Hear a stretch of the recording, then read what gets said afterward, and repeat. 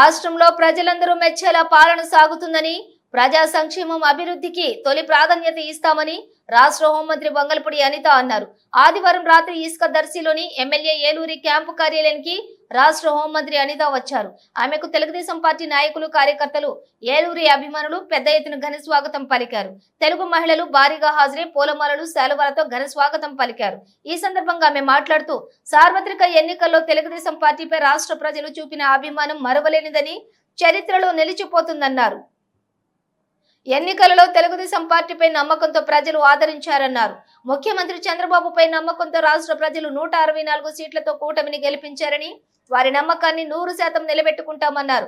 ముఖ్యంగా అమరావతి రాజధాని నిర్మాణం, పోలవరం నిర్మాణంపై దృష్టి పెట్టి అతి త్వరలోనే పూర్తి చేస్తామన్నారు.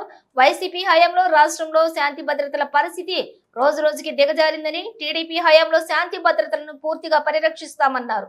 ముఖ్యంగా మహిళల రక్షణకు టీడీపీ ప్రభుత్వం కట్టుబడి ఉందని, ఈపురపాలెం హత్య కేసులో 24 గంటల్లోనే నిందితులను అరెస్ట్ చేసిన చరిత్ర సృష్టించామన్నారు.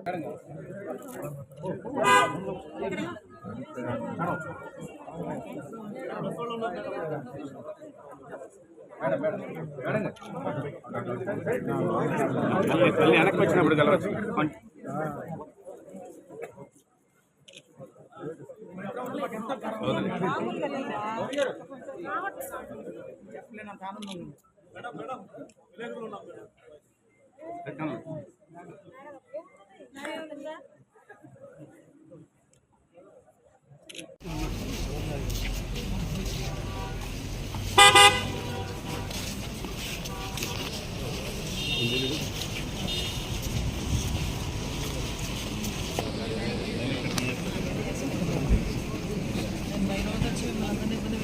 ఏం లేదు మేడం,